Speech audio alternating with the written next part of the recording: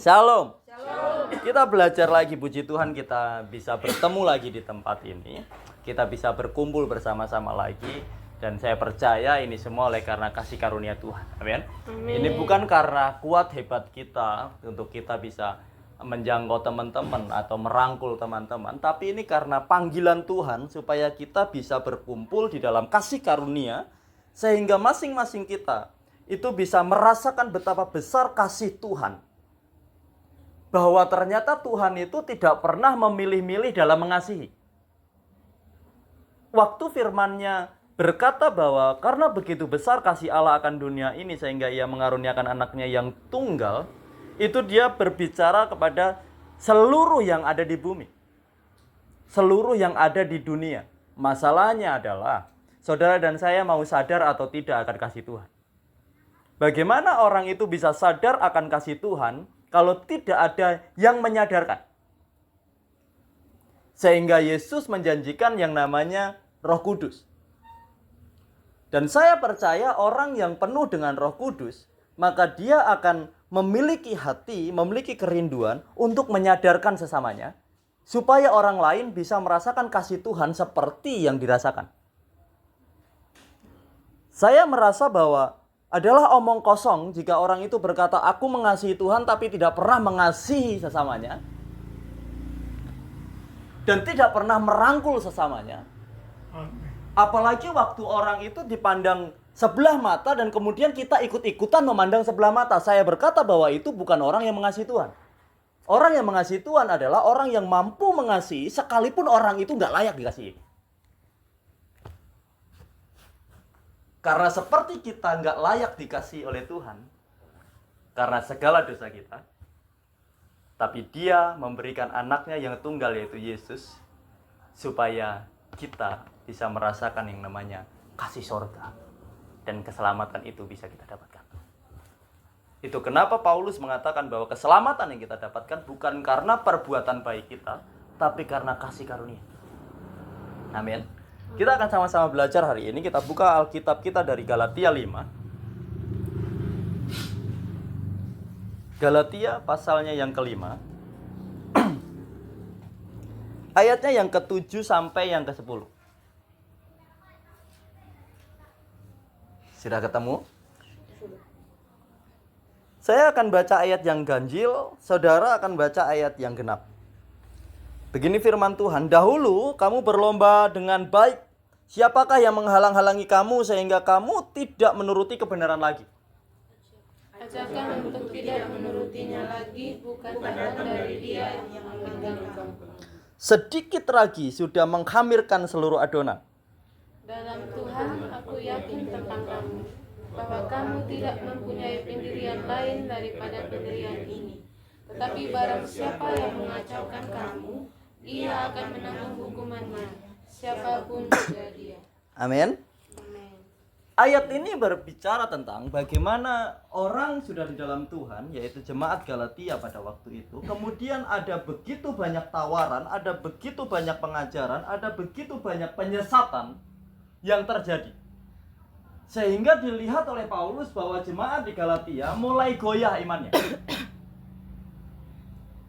Dan oleh karena hikmat Tuhan, oleh karena pewahyuan dari Tuhan, maka Paulus menulis surat Galatia, dikirimkan kepada orang Galatia untuk mengingatkan kembali orang Galatia tentang apa? Kasih Tuhan yang begitu luar biasa.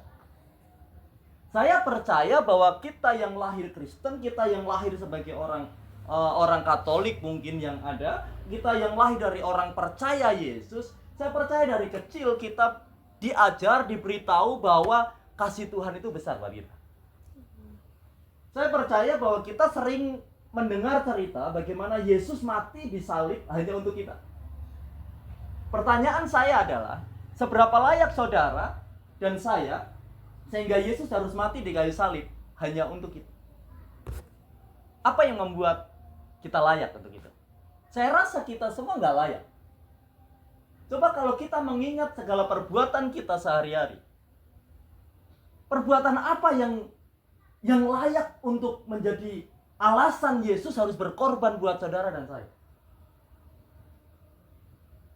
Apakah setiap harinya kita mampu menyenangkan Dia? Apakah ada hal-hal yang di hadapan dia yang kita kerjakan itu kerasa spesial banget? Saya rasa perbuatan kita itu seringkali mendukakan hatinya Tuhan. Sehingga saya percaya bahwa tidak ada satupun alasan yang membuat kita itu layak untuk ditebus sebenarnya. Alasannya cuma satu. Karena Tuhan mengasihi kita lebih besar daripada Tuhan melihat kesalahan kita. Itulah kenapa Paulus mengerti akan hal ini waktu dia melihat orang Galatia mulai terombang-ambingkan, mulai kebingungan, dan mulai lagi tidak berpegang pada kebenaran. Ayat yang ke-7 dikatakan, sehingga kamu tidak menuruti kebenaran lagi. Ya kan? Dahulu kamu berlomba dengan baik. Saya percaya kita dulu waktu kecil, nggak berangkat sekolah minggu, bapak sama mama kita, gereja. Ya kan? Baru kita berlomba, kita gereja, sekolah minggu. Waktu di sekolah minggu diajari nyanyi lagu-lagu.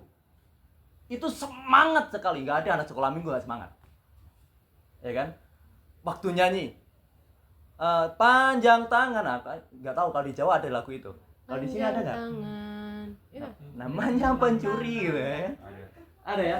Terus ujung-ujungnya anak monyet ya kan gitu. Ya kan ada sekolah minggu, lagu sekolah minggu gitu ya. Yang terakhir adalah anak Tuhan di dalam gereja. Pas anak monyet pasti nunjuk temennya.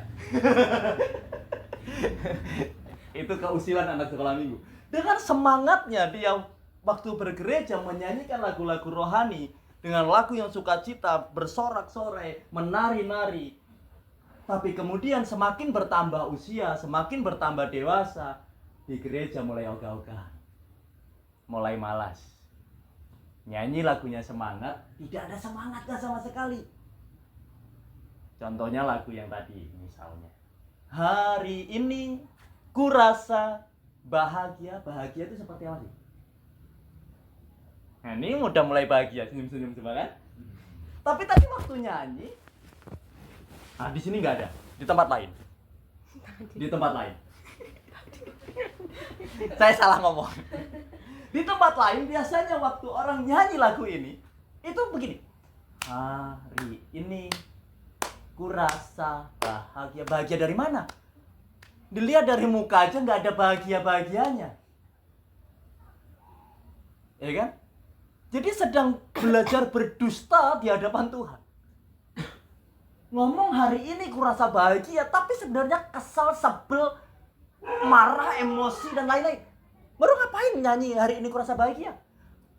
Ubah liriknya. Hari ini aku rasa kesal. Berkumpul bersama kalian. Jika iya katakan, jika tidak katakan, itu firman Tuhan.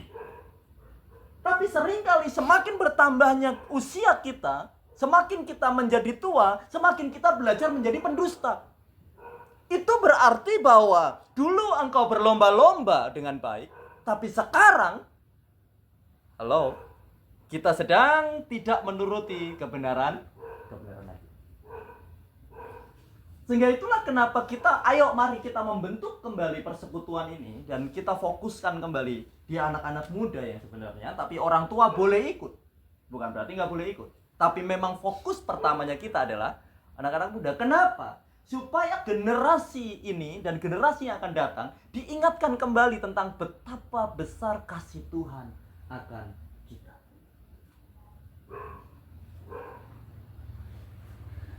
Saya begitu bersyukur waktu saya mulai diingatkan kembali betapa besarnya kasih Tuhan dalam hidup saya.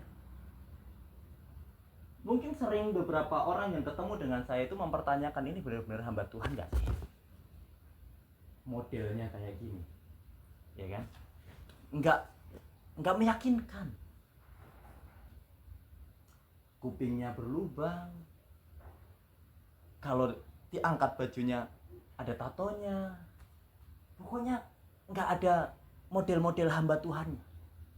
Karena memang saya nggak pernah punya cita-cita jadi hamba Tuhan. Cita-cita saya Cuman satu, bangun tidur ada arak di depan mata saya. Dulu. Setiap kali bangun tidur harus ada arak.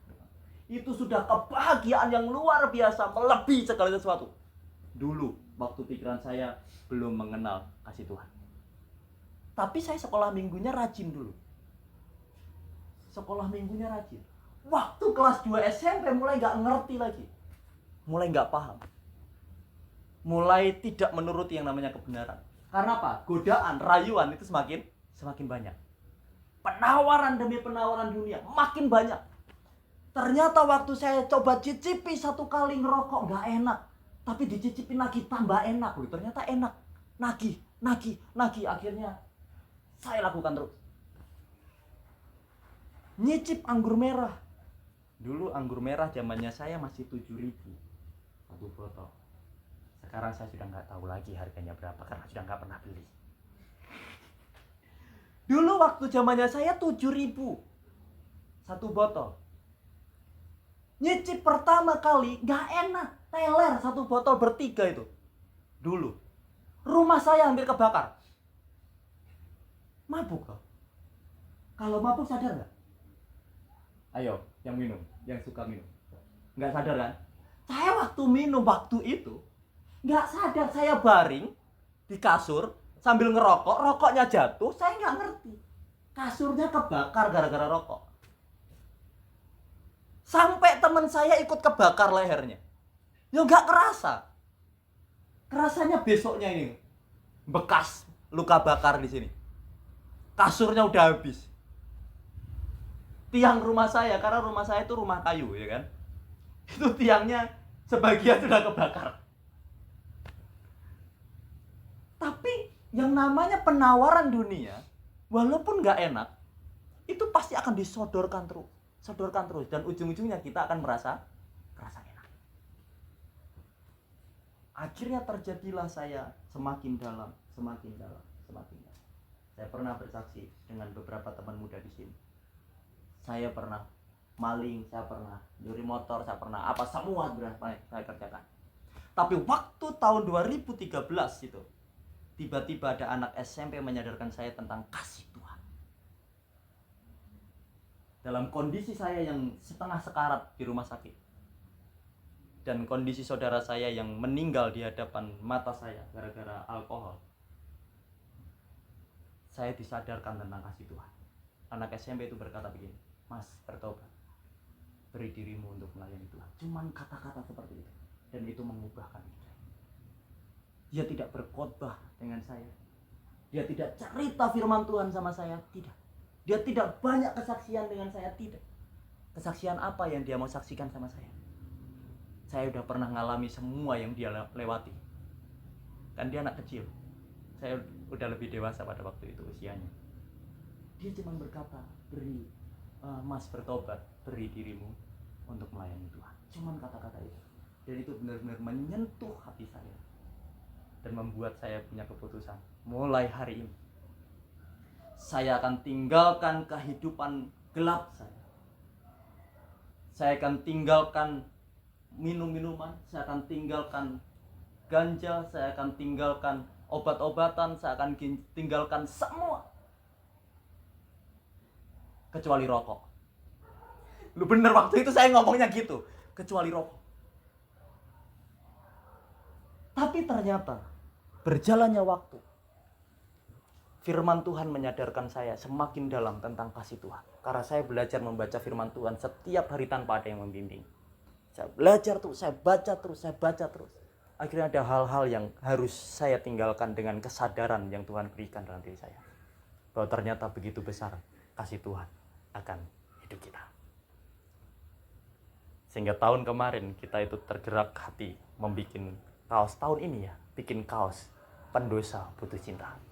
Karena memang pendosa-pendosa seperti kita itu butuh cintanya Tuhan untuk mengubah hidup kita. Amin. Dan ini yang sedang dikerjakan oleh Paulus, mengingatkan kepada orang Galatia supaya mereka mengingat kembali akan kasih Tuhan yang begitu luar biasa. Mari kita buka Matius 16 ayat 24. Matius 16 ayat 24. Saya tinggal sedikit lagi. Tinggal 1, 2, 3, 4 ayat. Matius 16 ayat 24 berkata begini. Lalu Yesus berkata kepada murid-muridnya, setiap orang yang mau mengikut aku, ia harus menyangkal dirinya, memikul salibnya, dan mengikut aku. Waktu saya baca ayat ini, waktu itu, saya mulai mikir, saudara. Saya mau ikut Yesus, saya mau jadi orang Kristen, saya mau jadi orang percaya. Ternyata Yesus berbicara, Yesus mengatakan bahwa kita harus memikul salib, menyangkal diri. Menyangkal diri itu apa? Menyangkal diri adalah kita belajar untuk tidak selalu mengikuti apa yang kita mau, apa yang kita ingin. Ada hal-hal yang kita inginkan, ada hal-hal yang dunia tawarkan, yang kadangkala kita harus berkata tidak. Sekalipun efeknya adalah, dampaknya mungkin kita akan ditinggalkan beberapa orang di sekitar kita. Waktu saya mengambil keputusan, saya berhenti minum, saya berhenti ganja, saya berhenti obat-obatan, saya berhenti semuanya. Saya kehilangan semua teman saya. Semua. Tidak ada satupun teman saya yang masih mau kumpul dengan saya. Saya jadi orang yang kayak kebingungan. Saya mau kumpul sama siapa? Saya mau bergaul sama siapa? Hari-hari saya cuma bergaul sama buku, yaitu Alkitab. Karena nggak punya teman lagi. Saya bingung. Tapi satu ketika saya mendapatkan satu ayat berkata, barang siapa meninggalkan keluarganya dan mengikut aku, dia akan mendapatkan 100 kali lipat. Saya ngomong sama Tuhan, saya percaya hari ini saya nggak punya teman, besok teman saya banyak. Besok teman saya banyak. Saya imani itu. Saya perkatakan itu terus menerus. Saya tidak sendirian. Saya punya teman yang banyak. Tuhan sudah siapkan teman buat saya. Satu-satu mulai ada teman saya yang dulu nakal bersama-sama dengan saya. Satu-satu datang. Datang ke rumah. Ngapain? Sharing firman. Kita setiap hari kita bikin persekutuan kayak gini. Setiap hari dulu di rumah saya. Kita mulai dari 2 orang sampai akhirnya 3 orang, 4 orang, dan itu rutin terus setiap hari kita bikin. Dan anehnya kita bikin persekutuan jam 12 malam. Saking semangatnya. Dan sering kali waktu kita nyanyi puji-pujian, saudara, ini yang mau saya sampaikan, yang sangat penting menurut saya. Waktu memuji Tuhan, belajarlah memuji dengan sungguh-sungguh. Hari itu, waktu kami memuji Tuhan, menyembah Tuhan, nyanyi, tiba-tiba di ruangan itu ada perempuan teriak, wah, tolong. Tapi tidak ada seorang pun perempuan di ruangan itu. Padahal kami laki-laki semua, 4 orang. Tiba-tiba ada perempuan teriak, wah, tolong. Suara itu awalnya di tengah-tengah kita, kemudian suaranya ke atas, naik terus sampai ke bumbungan rumah dan hilang. Dan itu sering kejadian setiap kali kita persekutuan. Sehingga akhirnya sampai sekarang Tuhan mempercayakan kami melayani itu di area okultisme. Jadi kalau ada orang yang terikat kuasa kegelapan, pernah ke dukun, pernah apa, ada hubungan dengan setan, Tuhan datangkan untuk kita layani. Jadi pujian, nyanyian gereja, nyanyian rohani itu sangat besar kuasanya. Karena apa? Di dalamnya itu terkandung kasih Allah yang begitu besar dalam hidup kita. Waktu pujian itu kita nyanyikan, kasih itu tersalurkan, sehingga kuasa kegelapan tidak bisa bertahan karena besarnya kasih Tuhan yang akan menyinari, menerangi sekitar kita.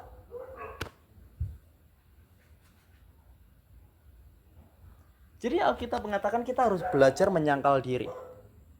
Ayat yang ke-26 berkata begini. Apa gunanya seorang memperoleh seluruh dunia tetapi kehilangan nyawanya? Dan apakah yang dapat diberikannya sebagai ganti nyawanya? Apa gunanya kita terima seluruh penawaran dunia, tapi kita kehilangan keselamatan. Makanya Paulus mengingatkan kembali sama orang Galatia, jangan tergoda dengan segala penawaran yang ada, sehingga engkau tidak lagi menuruti yang namanya kebenaran. Semakin kita mencoba untuk dekat sama Tuhan, saya percaya penawaran dunia itu akan semakin kuat. Contohnya siapa? Yesus. Yesus waktu dibaptis, yang menyambut dia pertama kali Roh Kudus, betul ya? Dan suara Bapa. Roh Kudus dan suara Bapa itu yang menyambut dia pertama kali. Selanjutnya siapa yang menyambut dia? Iblis. Jadi jangan berpikir bahwa kalau kita rajin ke gereja, kita rajin persekutuan, kita rajin berdoa, kita rajin baca Alkitab, kita dijauhkan dari setan. Justru setan itu akan mencoba menyambut kita dan akan menggoda kita. Jadi lebih baik kita nggak usah persekutuan, nggak usah ke gereja, nggak usah baca Alkitab, nggak usah berdoa dong. Ya itu salah. Kalau setan nggak pernah goda kamu, berarti kamu sudah temannya setan. Karena Yesus bukan temannya setan, maka Yesus digoda sama setan. Supaya apa? Yesus jadi temannya. Kalau kita nggak pernah digoda setan, jangan-jangan kita adalah temannya setan.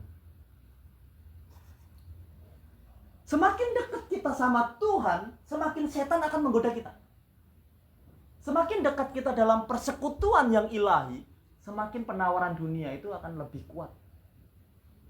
Ayo tinggalkan persekutuanmu, lebih baik kamu kumpul sama saya. Dulu teman-teman, setiap kali Natal saya rajin ke gereja. Tahun baru rajin ke gereja saya. Tapi minggu-minggu yang biasa nggak datang. Tahu kenapa? Karena saya tahu kalau Natal dan Tahun Baru itu banyak daging. Jadi saya selalu rajin ke gereja waktu Natal dan Tahun Baru. Karena ada daging. Dan setiap kali saya datang dulu, karena ini penawaran iblis. Jadi teman-teman tuh sudah membekali saya supaya saya pede ke gereja, percaya diri. Kan saya lama nggak ke gereja, tiba-tiba muncul ke gereja, kira-kira percaya diri nggak sih? Nggak percaya diri. Tapi karena saya punya teman yang bisa membantu saya supaya saya percaya diri. Siapa teman saya? Setan. Waktu itu.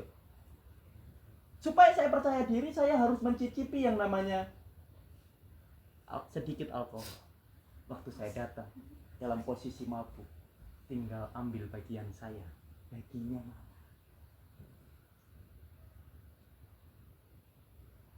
Begitu juga waktu kita semakin dekat dengan Tuhan, saya percaya setan tidak suka sama kita. Dan hari ini saya merasakan setan sedang mengintip kita. Dari tahun 2013 itu, Tuhan mengasih saya sebuah alarm yang untuk mengetahui waktu ada keluarga datang kepada kita. Dan sampai sekarang alarm itu masih ada di dalam diri.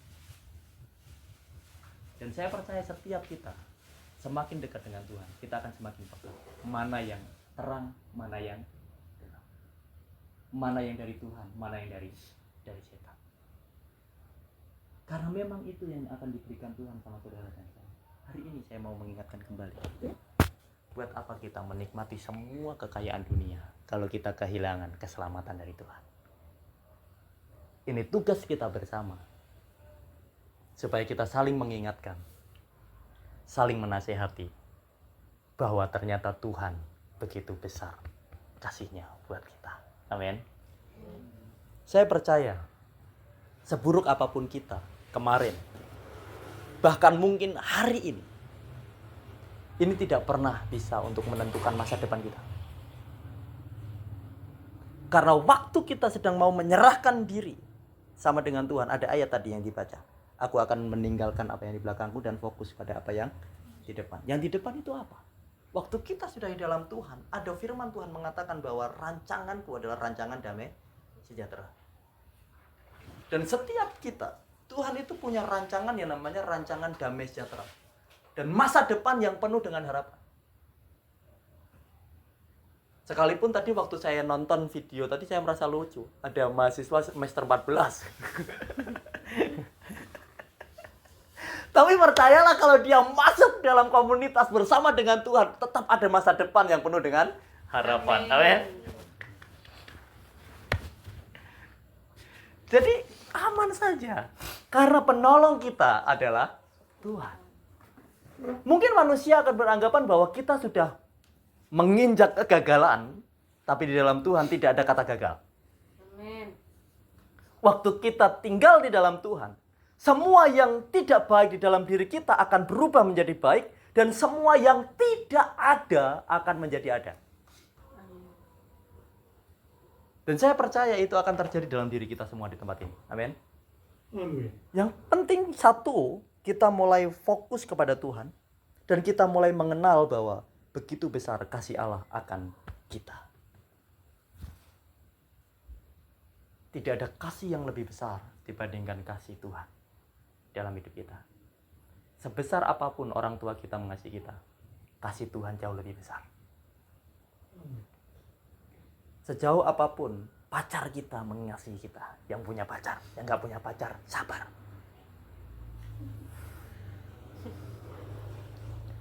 Yang sudah punya pacar, sebesar apapun kasihnya pacarmu sama kamu, kasih Tuhan lebih besar. Amin. Kasih Tuhan lebih besar. Yang belum punya pacar, sabar dulu. Sabar dulu. Tata diri dulu. Amin. Pasti disediakan Tuhan. Kecuali Tuhan manggil kamu seperti Paulus yang tidak menikah. Tapi percayalah, Tuhan sudah menyiapkan. Tuhan sudah menyediakan segala sesuatu yang kita perlukan, yang kita butuhkan. Tuhan sudah sediakan itu. Apakah kita mau masuk ke dalam rancangan Tuhan atau tidak? Keputusan ada di tangan kita. Kita yang memilih. Yang terakhir, ayat yang terakhir. 1 Yohanes 2, ayat 16 dan 17.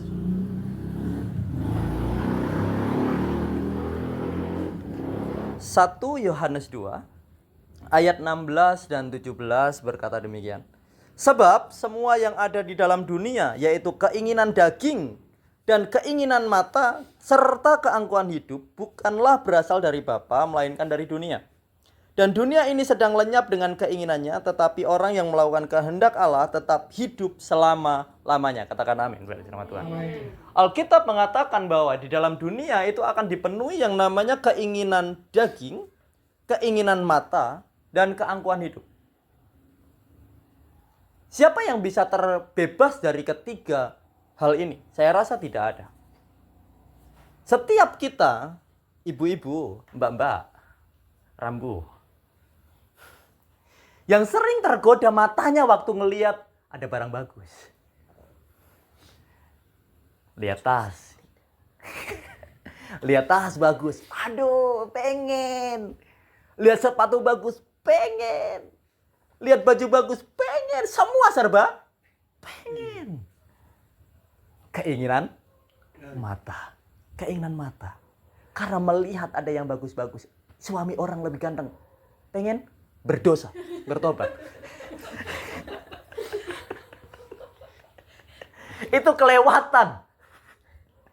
Itu keinginan mata yang tidak bisa terbendung namanya. Tidak boleh.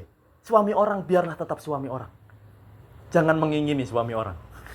Hanya gara-gara dia terlihat lebih ganteng daripada suamimu, terus kamu menginginkan dia, berdosa. Karena dia lebih ganteng dari pacarmu, kemudian dia menginginkan, kita menginginkan dia, tidak boleh. Berdosa. Bapak-bapak dan calon bapak. Kakak-kakak, umbu. Nyong. Apalagi? Mas. Keinginan mata. Waktu kita jalan-jalan, lihat cewek pakai pakaian yang seksi, wow. Sampai lupa jalan. Karena menolehnya kebablasan. Ada oto di depan, tidak tahu. Kena tabrak. Pak! Keinginan mata. Kemudian keinginan daging. Keinginan daging Adam dan Hawa jatuh pertama kali karena keinginan daging.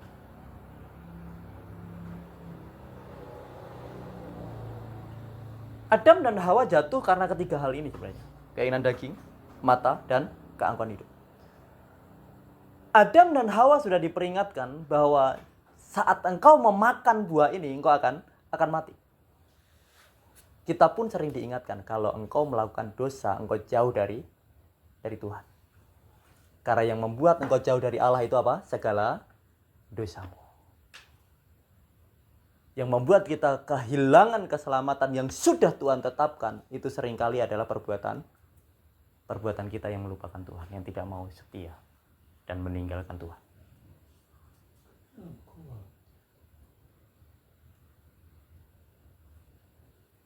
Keinginan daging, keinginan mata, dan keangkuhan hidup.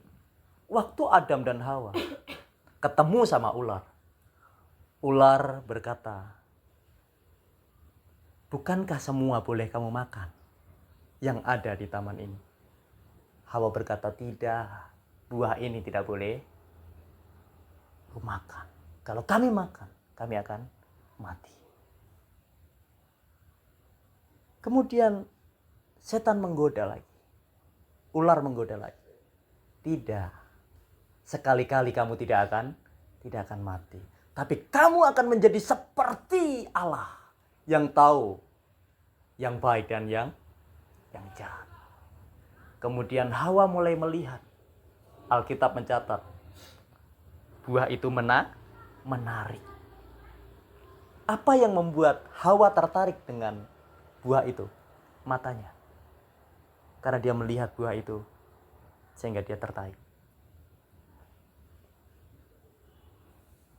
Menarik untuk apa? Menarik untuk dimakan. Itu berbicara tentang daging. Kebanyakan orang meninggalkan Tuhan karena urusan perut.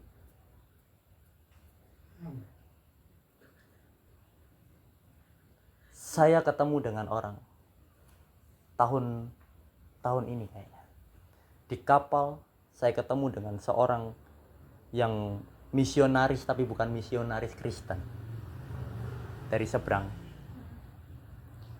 Dia ada di pulau ini. Kami ketemu di kapal pada waktu itu. Karena saya orang Jawa, jadi orang itu beranggapan bahwa saya bukan orang Kristen. Saya diajak cerita tentang misinya. Setiap tahun dia membawa orang Sumba pergi ke Jawa. Untuk apa? Pindah agama. Setiap tahun. Saya berpikir, 1 tahun saya menginjili orang, dapat 1 jiwa belum tentu. Tapi orang ini setiap tahun bisa membawa orang keluar dari pulau ini, dibawa ke Jawa, dan diubah status agamanya. Dengan cara apa? Dikasih pekerjaan. Urusan apa? Perut. Urusan daging. Waktu keinginan mata kita dan keinginan daging kita lebih kuat dari iman kita, maka kita akan meninggalkan Tuhan. Dan bagaimana iman kita bisa bertumbuh, bisa kuat? Satu-satunya cara adalah mendengar firman Kristus. Mendengar firman Tuhan. Dan bagaimana kita bisa mendengar firman Tuhan? Hanya ada dalam persekutuan yang kudus di dalam Tuhan. Di luar daripada itu, saya rasa kita tidak akan mendengar firman yang benar. Makanya kita bergerak, mari kita bikin persekutuan di tempat ini. Sampai kita melihat desa ini, kampung ini mempermuliakan nama Tuhan. Amin. Sampai desa ini, sampai kota ini, bukan hanya desa, lingkup kota. Nama Tuhan benar-benar ditinggikan, benar-benar diagungkan. Dari pribadi-pribadi yang awalnya dipandang sebelah mata, karena sudah mulai ingat tentang kasih Tuhan yang begitu besar akan kita, maka kota ini akan menjadi kota yang bermasmur dan penuh dengan kemuliaan nama Tuhan. Yang tadinya tidak baik akan berubah jadi baik. Yang tadinya tidak ada akan menjadi ada. Yang tadinya dikutuk akan diberkati. Karena apa? Kehadiran Tuhan di dalam hidup kita. Amin. karena kehadiran Tuhan di dalam hidup kita. Saya percaya bahwa kita semua adalah orang-orang yang mau diubah, orang-orang yang mau dibentuk, orang-orang yang mau dipulihkan, dan akan menjadi berkat bagi banyak orang. Amin. Tuhan Yesus memberkati. Mari kita